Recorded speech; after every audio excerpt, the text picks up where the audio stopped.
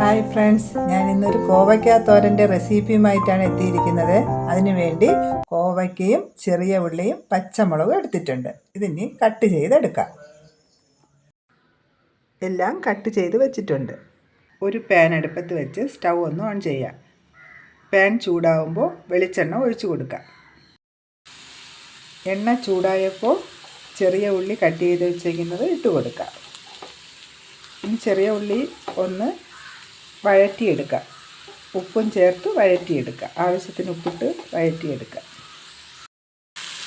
ഉള്ളി വഴണ്ടി വന്നിട്ടുണ്ട്. അതിലേക്ക് കോവയ്ക്കയും പച്ചമുളക് അരിഞ്ഞതും ഇട്ട് നല്ലവണ്ണം വഴറ്റിയെടുക്കുക.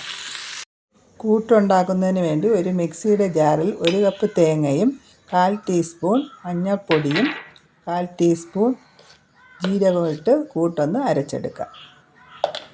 ഒറ്റ അമർത്ത് മതി, അരഞ്ഞു പോകരുത്. കോവയ്ക്കയും ഉള്ളിയും നല്ലവണ്ണം വഴണ്ടിട്ടുണ്ട്. ഇനി ഇതിലേക്ക് കൂട്ടിട്ട് കൊടുക്കുക.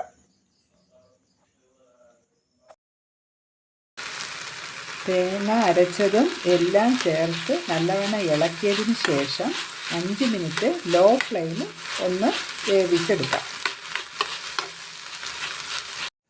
താളിക്കുന്നതിന് വേണ്ടി ഒരു പാൻ അടുപ്പത്ത് വെച്ചിട്ടുണ്ട്. പാൻ ചൂടാകുമ്പോൾ അതിലേക്ക് 1 ടേബിൾ സ്പൂൺ വെളിച്ചെണ്ണ ഒഴിച്ചു കൊടുക്കുക.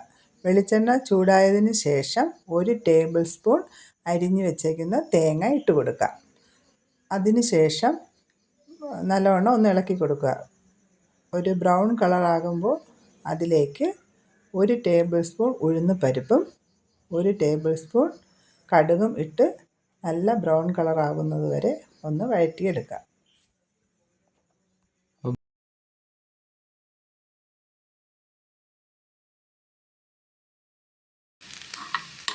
കടുക് നല്ലവണ്ണം പൊട്ടിയതിന് ശേഷം വറ്റൽമുളകും കറിവേപ്പിലയും ഇട്ട് കൊടുക്കാം. കടുകും ഉഴുന്നുപരിപ്പും എല്ലാം നല്ലവണ്ണം ബ്രൗൺ കളറായിട്ടുണ്ട്. ഇനി ഇതിലേക്ക് വറ്റൽമുളകും കറിവേപ്പിലയും ഇട്ട് കൊടുക്കാം. സ്റ്റൗ ഒന്ന് ഓഫ് ചെയ്യാം. ഇതിന് നേരത്തെ വേവിച്ച് വെച്ചേക്കുന്ന കോവയ്ക്കയിലോട്ട് ഒഴിച്ചു കൊടുക്കാം. എന്നിട്ട് നല്ലവണ്ണം യോജിപ്പിച്ചെടുക്കുക. ഒരു സെർവിങ് ഡിഷിലേക്ക് ഇനി മാറ്റാം.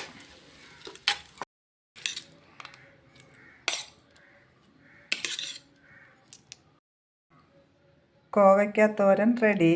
അടുത്തൊരു വീഡിയോയുമായി ഉടനെ എത്തുന്നതാണ്. ബൈ.